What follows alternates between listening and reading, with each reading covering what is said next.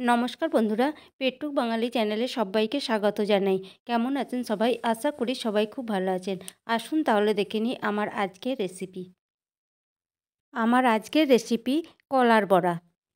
তাহলে চলুন আর দেরি না করে ঝটপট রেসিপিটা বানানো শুরু করে দিই। তো রেসিপিটা বানানোর জন্য এখানে আমি 4টে পাকা কলা নিয়ে নিয়েছি আর কলাগুলোকে ভালো করে পরিষ্কার করে ধুয়ে নিয়েছি। এবার এগুলিকে খোসা ছাড়িয়ে পরিষ্কার করে নেব। চলে এলাম কলার খোসা ছাড়িয়ে পরিষ্কার করে নিয়ে। তো এখন কলাগুলিকে হাত দিয়ে চটকে মেখে নেব। তো কলা যত নরম হবে মেখে নেওয়া তত সুবিধা, আর বড়াগুলো খেতেও কিন্তু খুবই ভালো হয়। তো যাই হোক, যতটা সম্ভব আমি হাত দিয়ে কলাগুলোকে চেপে চেপে মেখে নিয়েছি। তো আপনারা চাইলে এটা মিক্সির জারেও পেস্ট করে নিতে পারেন। তারপর দিয়ে দিলাম পরিমাণ মতো চিনি। চিনির পরিমাণটা অবশ্যই আপনারা আপনাদের নিজেদের পছন্দ মতো কম বেশি দেবেন। তো তারপর দিয়ে দিলাম 1 বাটি নারকেল কোড়া।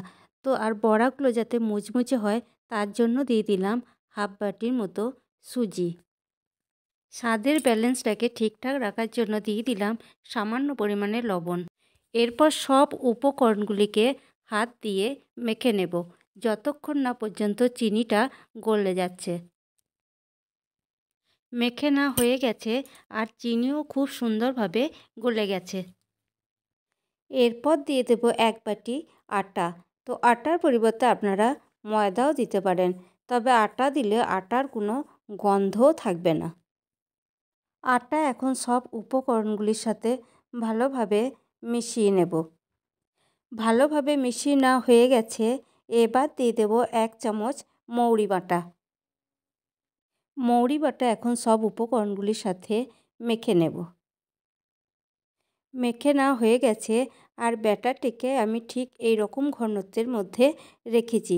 তো এবার এগুলিকে ভেজে নেবার পালা।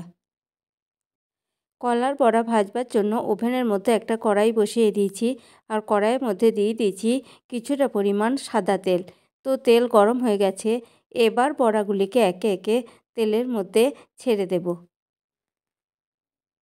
প্রথম ব্যাচে বড়াগুলিকে দিয়ে দেওয়া হয়ে গেছে। এবার এগুলিকে এক পিঠ ভাজা হয়ে গেছে, অপর পিঠটা ভাজবার জন্যে উল্টে দেব। এপিঠ ওপিঠ দু পিঠই ভেজে নেওয়া হয়ে গেছে। এবার এগুলিকে একটি ঝাঁঝরি হাতার সাহায্যে তেল থেকে তেল ঝরিয়ে তুলে নেব। এবার দ্বিতীয় ব্যাচে বড়াগুলিকেও দিয়ে দেওয়া হয়ে গেছে। এখন দ্বিতীয় ব্যাচে বড়াগুলিকেও একই টাইম ধরে একইভাবে ভেজে নেব।